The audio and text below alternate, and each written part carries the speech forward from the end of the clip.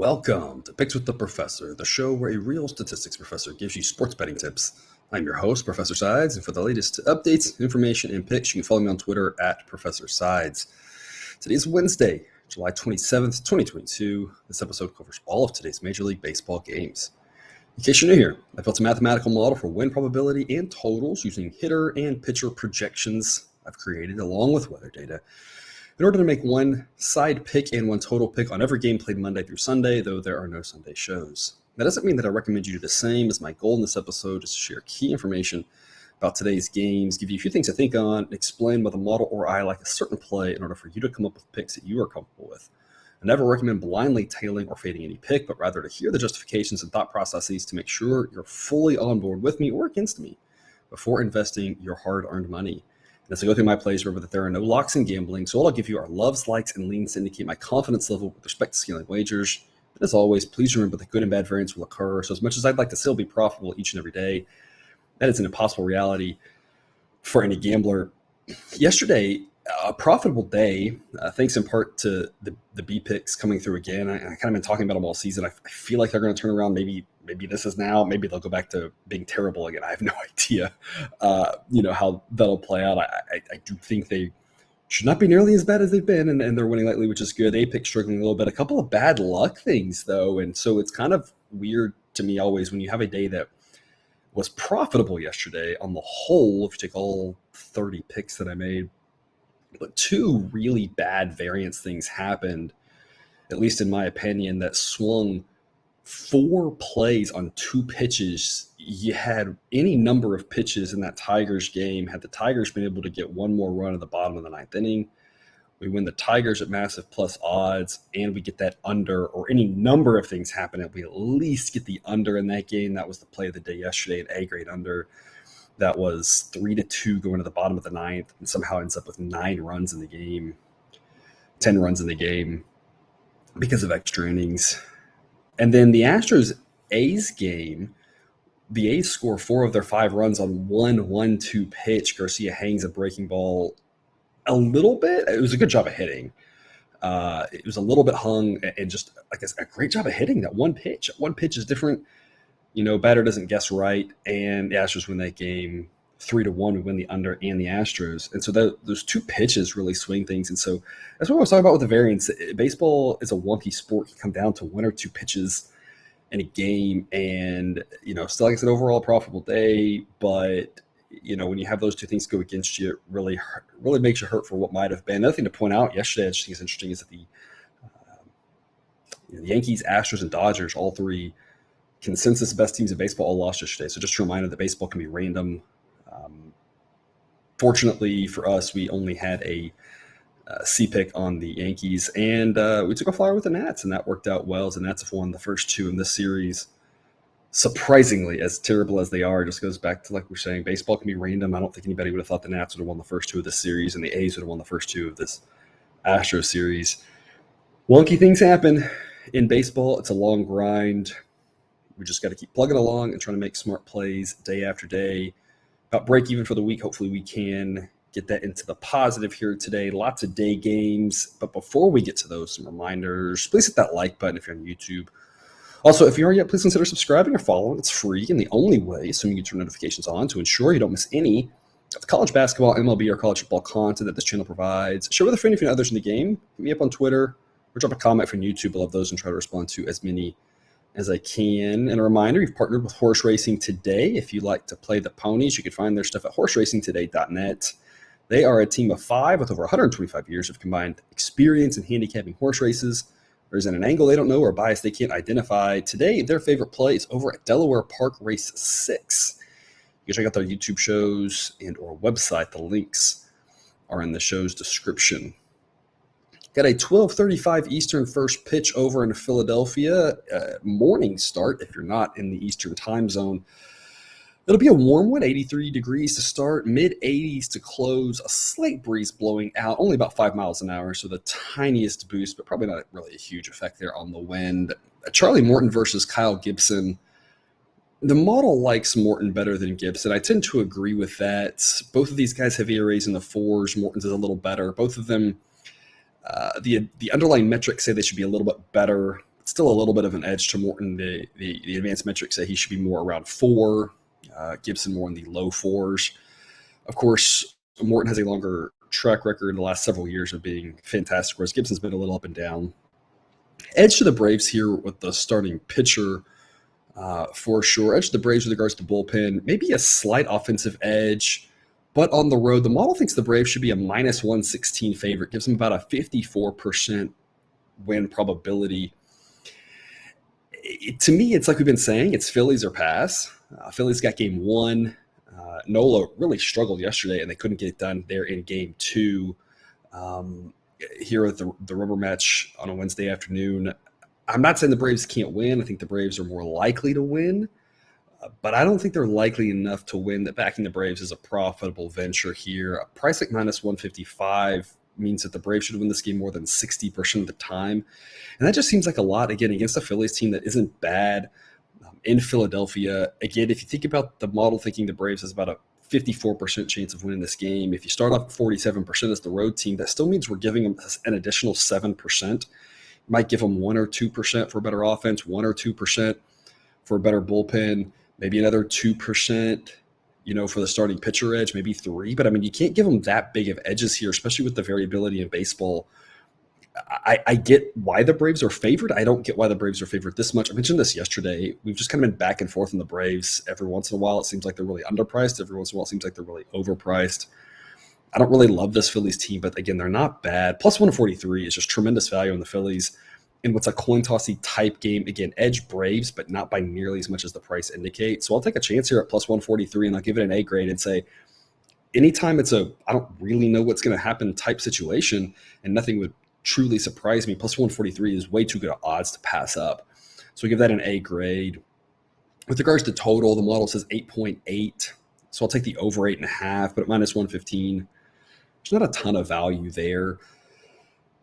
It's warm enough that I think we can get to the over, but both bullpens are pretty solid. The Braves bullpen's fantastic. The Phillies pen, again, surprisingly bad to start the season, but of late has looked a lot better and still rates out as above average, both pitchers above average. So it's not one that I really love the over, but it is warm enough that I do think over is the right play. It's just not enough value. If you can get over 8, I think that makes a lot more sense. Again, assuming you don't have to pay crazy odds, but at 8.5, I don't think there's a ton of value on the over, so it's only a lean there for me. 1:10 Eastern first pitch, Padres at the Tigers. Going back to the well here, going under. Yesterday's game would have gone under 7.5. If you get to the 9th inning at 3-2, yesterday's game still stays under 7.5. 7 out of 10 times, 8 out of 10 times, 9 out of 10 times. I don't know. It's a large number. And of course, we had 8.5 yesterday. A smaller number today with a better pitcher for the Tigers. But I still think under's the right look here. I don't really care that it's juiced at 125. I love this under. A grade under, 7.5 for me. It's not a particularly hot day in Detroit. It is going to start off in the upper 70s. We're going to get into the low 80s. But the winds have been blowing in at about 10 miles an hour. Will help knock a ball down. Yu Darvish, again, I've talked about him recently, just a resurgent year, a fantastic season for him, 3.28 ERA, and the advanced metrics aren't far behind that. You got to like what you've seen from him. A guy we kind of thought was on his way out, riding off into the sunset, struggling at the end of his career as he gets older, but he's having a great season. Skubal, a fantastic pitcher as well, 3.88 ERA, inflated by a couple bad starts there, but advanced metrics say it should be in the low 3s. I really like both of these pitchers. This Tigers offense is terrible. As much as they struggled last night there to hold it down in the extras, the Tigers bullpen is their strength. The Padres offense, lefty-righty splits, gets a big penalty here today. I just don't see how there's this many runs. Extras could happen again, and weird things happen in baseball, but I love this under 7.5.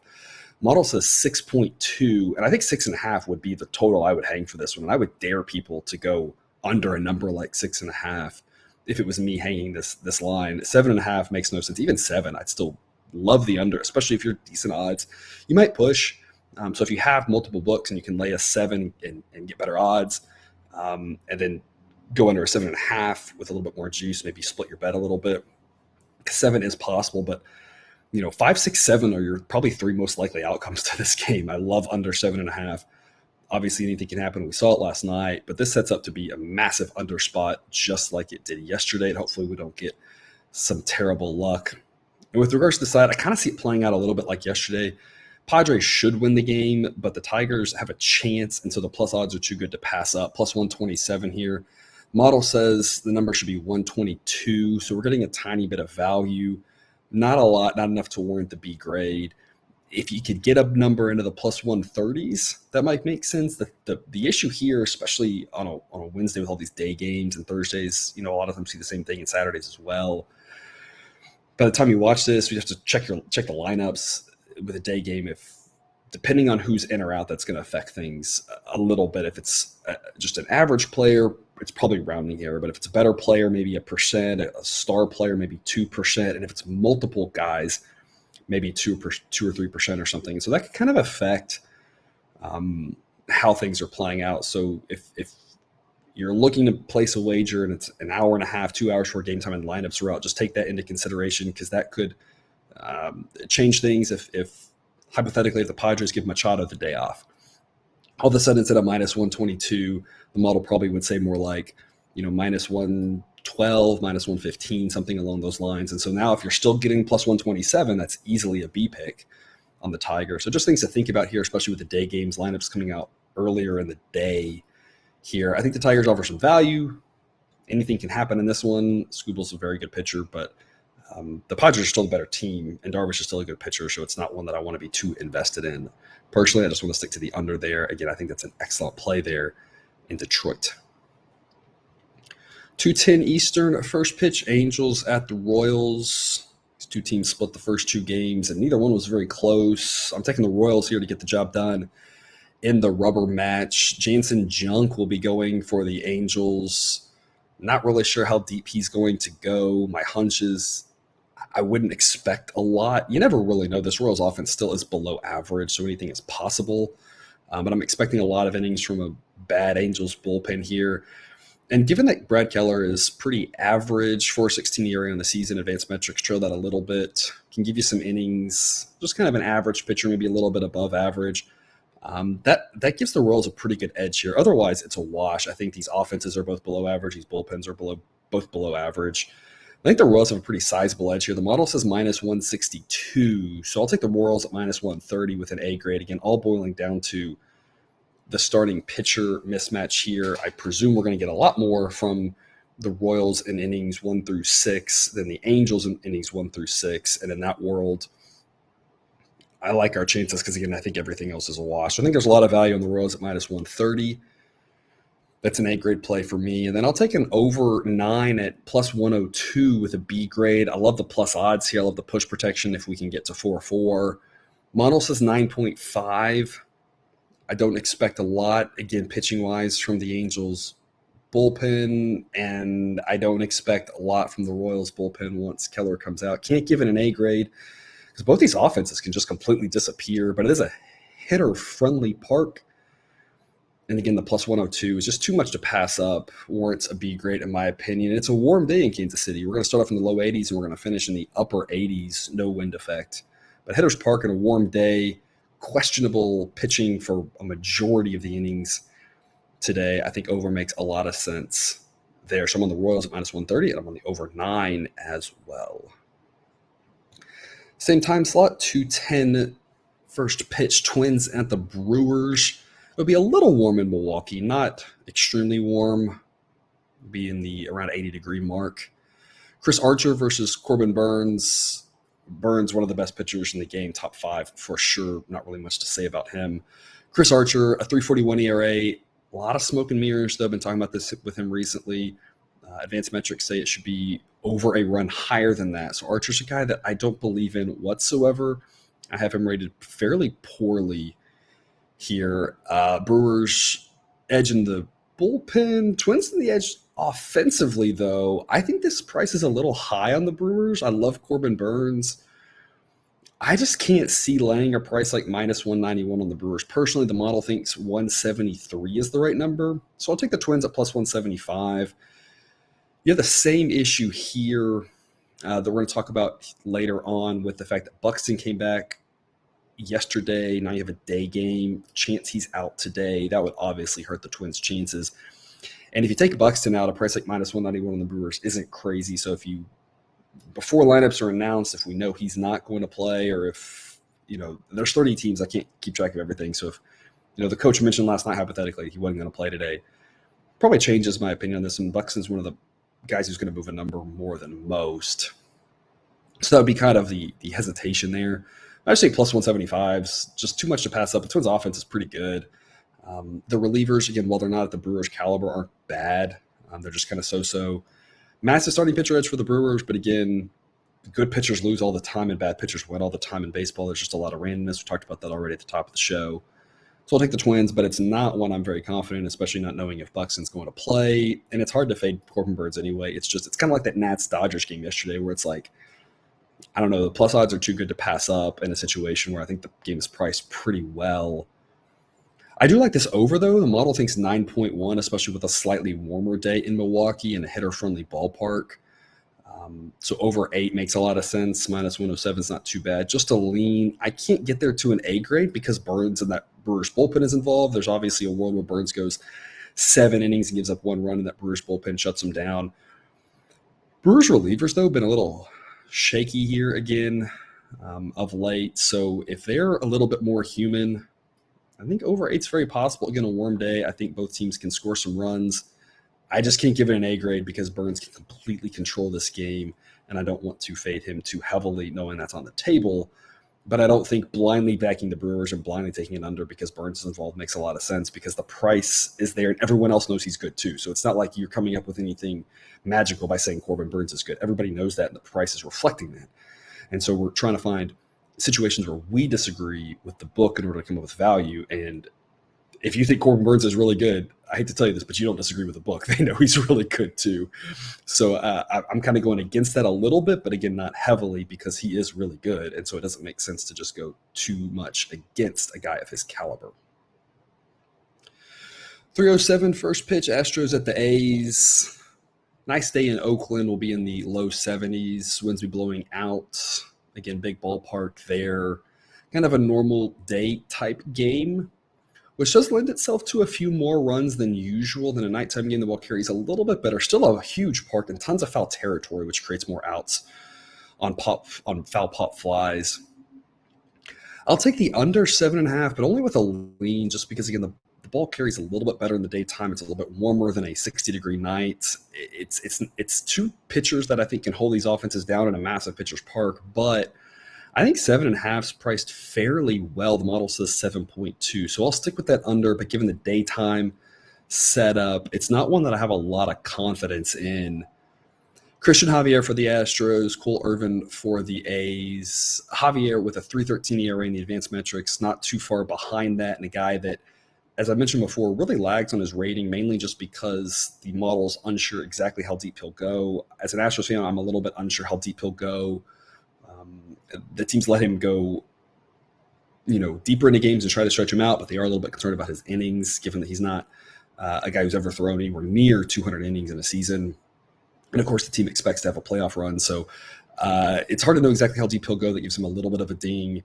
But otherwise, he's fantastic. Cole Irvin, a 3.08 ERA, but the advanced metrics say it should be about a run higher. He's benefiting from playing half his games in Oakland. Above average, but not great. I think the Astros have some massive edges in this game. I don't think Irvin's as good as that ERA. If you just look at the ERAs and you think, oh, these two pitchers are similar, I think Javier's a lot better than Irvin is. Not that Irvin's bad. It's just, it matters where you play half your games. And I think this is a situation where if you just look at the ERAs and say it's a wash here, I think you're missing the fact that Irvin's ERA is deflated by playing in Oakland. Astros have a massive edge on offense. They do have an edge with the relievers. At some point, A's keep using all their better relievers. They're not going to be able to keep using all those guys. They're going to have to give some guys a day off or they're going to fatigue. This is not about the Astros can't get swept. They absolutely can get swept. I'd say the same thing about the Dodgers. It's not about anything other than analyzing this game in this situation, knowing the A's have used a lot of their better relievers the last 2 days, knowing that the Astros have an edge in so many facets of this game. The model says the Astros should be a 224 favorite. minus 191, it's a lot of value. As long as the number starts with a 1, I think it's an A grade. You can look money line, run line as well. Personally, the run line's a lot tougher of an ask in a pitcher-friendly setup. And I don't have the exact analytics to say whether one offers more value. They tend to be very close every time I've dove into it. So if you like run line, that's an option you can look at. I'm just going to lay the odds with the money line here. I think the Astros can get it done. Again, nothing to do with the previous games. I just think they're the better team. I think they've got the starting pitcher edge, and I think they've got the edge in the offense. So I think they should be at least minus 200 favorites. As long as the number starts with the 1, I think it's an A grade on the Astros, in my opinion. 3:10 Eastern start time out in LA, about an 80-degree day in Nats Dodgers. There no wind effect. Patrick Corbin versus Andrew Heaney. Corbin, a 6.02 ERA, advanced metrics say it should be in the low 4s. Andrew Heaney only pitched 3 times, but he's looked good in all 3 of those starts. A sub-1 ERA, that's obviously not going to last. But the advanced metrics, again, only in 15 innings, have him in the mid-2s. I like Heaney. I think he's a pretty solid pitcher. I'll take the Dodgers at minus 280. The model says minus 287. I think it's priced fairly well. But again, the model believes in Patrick Corbin in a way that I think the truth lies somewhere between what our perception of Patrick Corbin is, what the model thinks. The model says he's slightly above average, and I really find it hard to believe. But I also don't think he's as bad as kind of our perception of him. And again, that 6 ERA I think is really inflated. I don't think he's that bad. So I think the truth is somewhere in between there.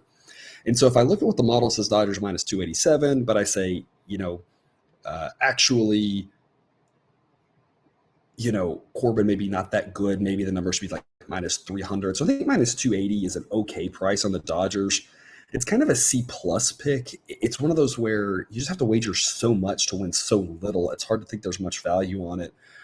But I don't think the Dodgers are a bad look here. Again, it has nothing to do with the fact that the Nats won the first 2 games, and I'm saying the Dodgers can't get swept. They absolutely can.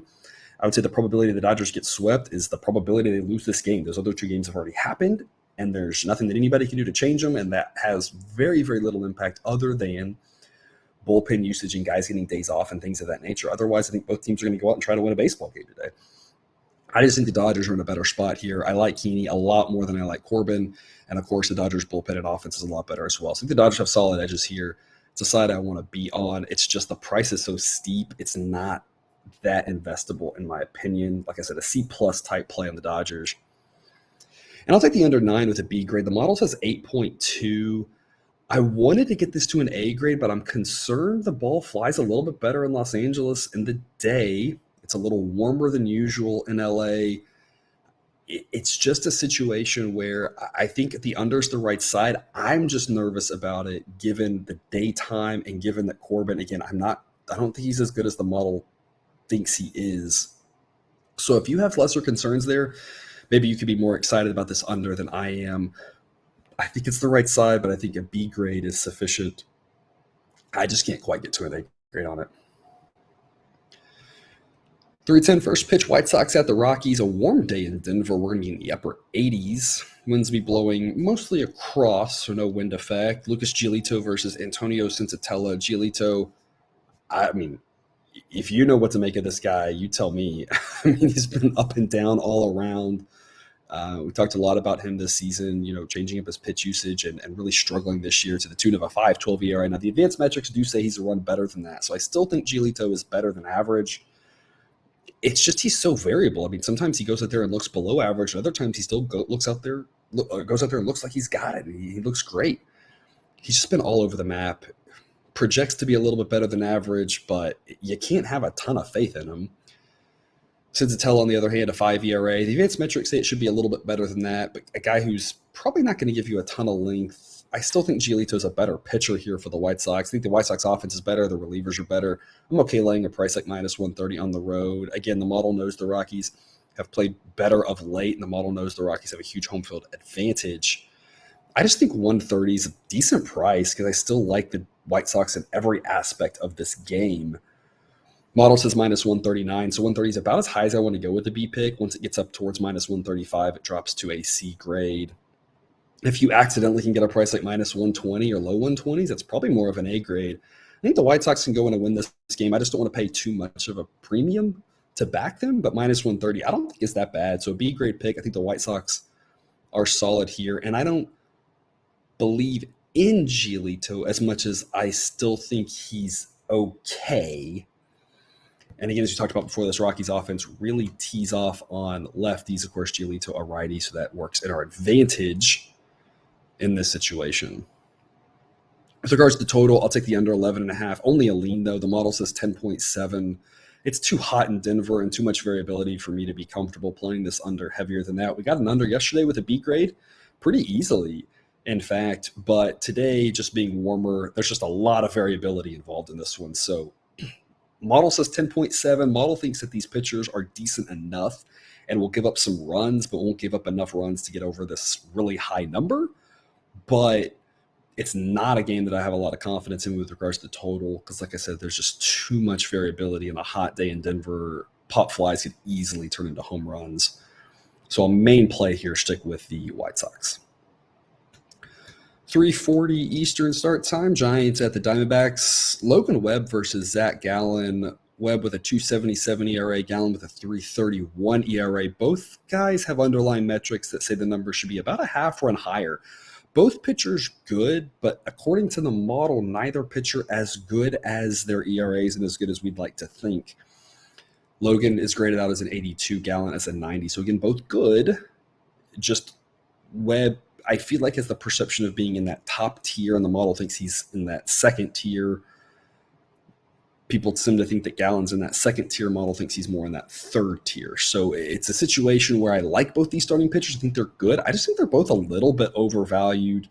If either one of them get up into an innings count, we're going to get into some terrible bullpens. We got the over yesterday fairly easily.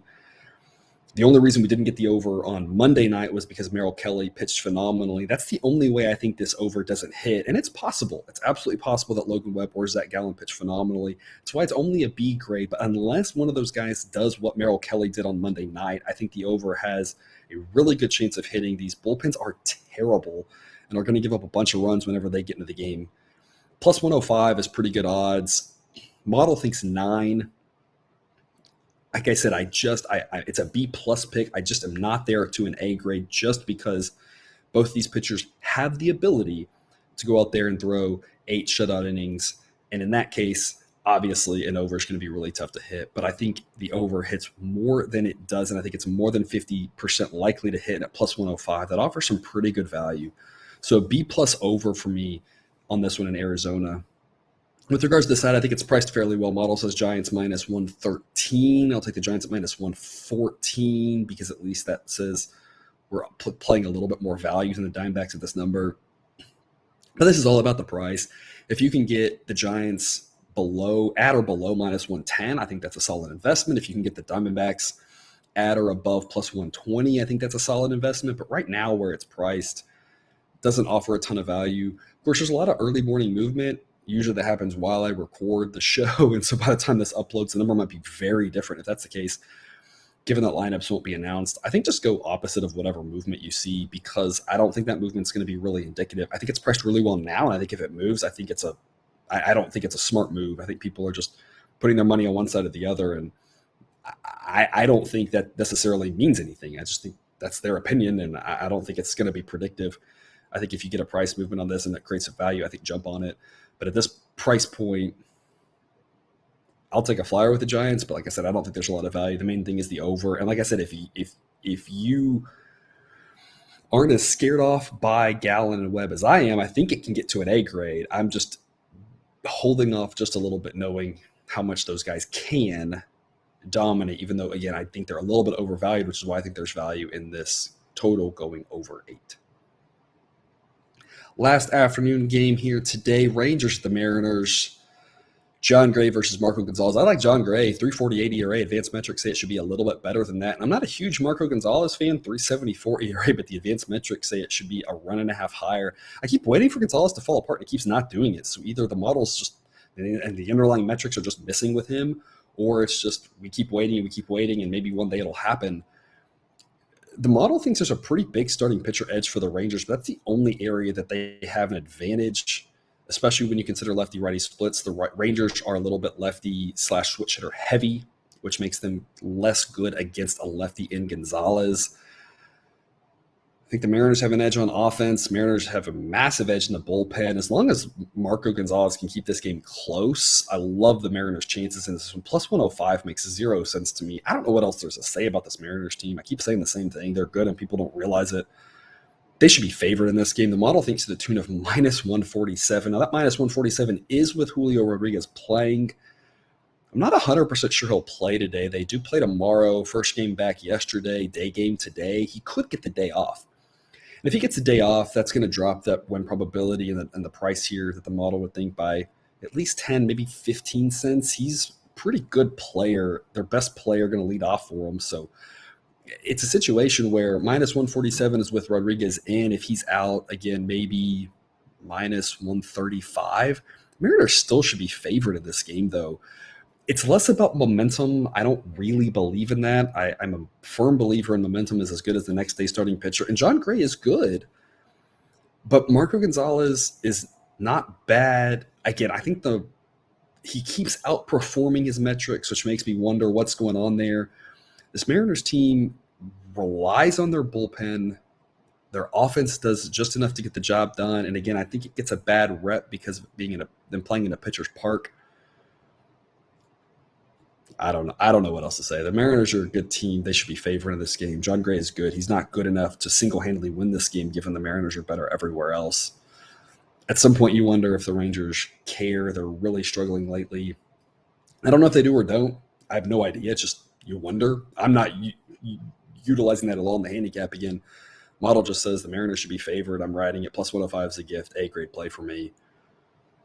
And with regards to the total, the model says 8.3. It's going to be a hot day in Seattle. We're going to get up towards 90 degrees in this one. Ball's going to carry a little bit more, especially in the daytime. I'll go under 8.5, but at minus 120, there's not a lot of value in it. I think the total's priced really well. If this was a situation where, it wasn't so hot, I think it makes a little more sense to be heavier on the under, but knowing that it's going to be such a warm day in Seattle, I don't think it makes sense to be too heavy on the under. I think the main thing is just play the Mariners. Again, if you can get plus odds or even money, even laying a bit of a price, I think makes a lot of sense given that the model has them as such big favorites. They've been good to us. They're not going to win every game that they don't play against the Astros, probably, but they've been winning a lot of them. And I think if we keep riding them until people realize how good they are, we're going to win a lot more money than we lose on them. So I'm still on the Mariners today. They play the Astros this weekend, so we'll see how that goes. But thankfully for them, after that, they are done with the Astros for a bit, and then we can just go back to kind of blindly riding the Mariners because that's been the play, and I don't see why that should change. To the night games, we got 5 of them here. 6:40 Eastern first pitch, Marlins at the Reds. Low 80s to start, upper 70s to close. A chance of rain in Cincinnati, so something to keep an eye on there. If there is rain, it's going to push the game deeper into the night and cooler temperatures. That's going to make the ball fly a little bit less. Winds will be blowing across. Model says 8.1. I'll actually go under 8 just because if there is any rain and this gets delayed, the projected total would then drop under 8. So knowing that rain is a possibility, I think under makes a little bit more sense than over, but I think the total is priced spot on with 8. Again, the model would say maybe go over if we knew it would play in these conditions, but given that there might be some delay, now that makes you go under. I think it's priced really well. It's a total market that I don't think makes a lot of sense to enter into at these prices. But I'll take the Reds at minus 144. The model says minus 151. It's a B grade pick. The Marlins are fairly terrible in general at this point. They don't have the edge that they had yesterday with regards to starting pitcher Pablo Lopez being so fantastic. And I think Braxton Garrett's pretty good. He rates as above average, but Luis Castillo is very good and a much better pitcher himself. Like I said, I like both of these guys, but I like Castillo more. As much as the Reds' bullpen struggles, Castillo has the ability to go 7 innings. Again, rain delay, notwithstanding. And if he goes that many innings, it's going to allow the Reds to use their decent, mediocre, okay relievers and not get to the worst ones, and they can hang on. The Reds have a much better offense. and gets a little boost lefty-righty split today. I think the Reds should win this game. Minus 144 is not the best price in the world, but it's a solid enough price. If I get a price in the 130s, I'd be eyeing this as an A grade. Not enough value for that third unit, but I think there's still enough reason there to invest in the Reds at prices in the minus 140s to give it a B grade. 7:05 Eastern, first pitch Rays at the Orioles. You know, as much as we got some bad bounces yesterday, it is always fun when a game plays out, like I said. McClanahan was fantastic, but that price on Tampa was just insanely way too high. Given that McClanahan's only one guy, he can't score runs for them, and it was unlikely he was going to go 9 innings. So Orioles team is pretty solid. Models come around on them. Model thinks the Orioles should be favored in this game to the tune of a 129 price. So the fact that they're plus 110 is an A grade for me. I don't quite understand the love for this Rays team. I don't think they're that good.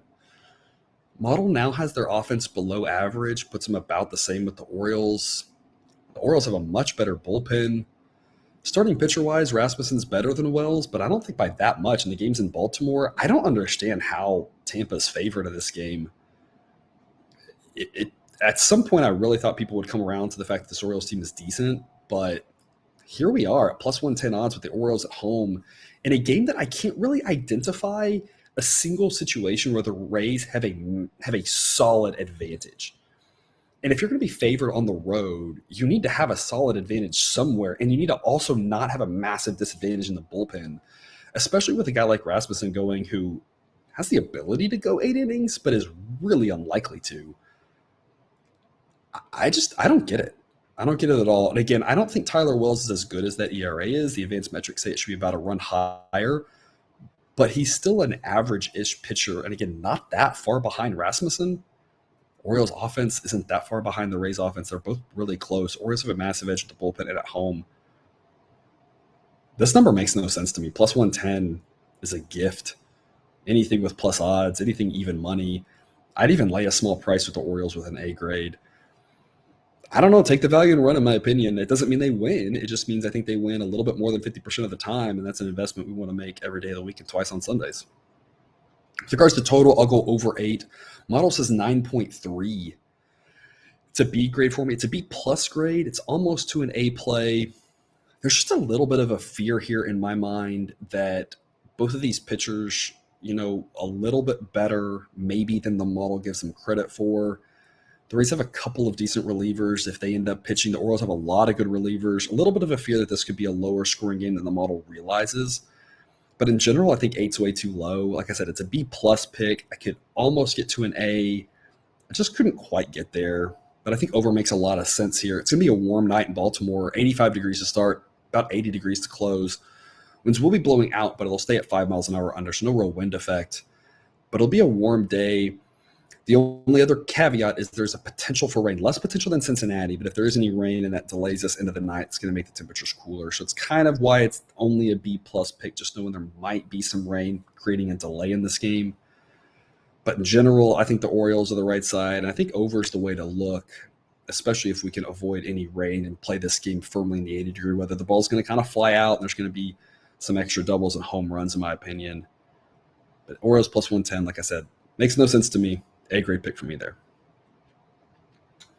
7:05 first pitch Cardinals at the Blue Jays.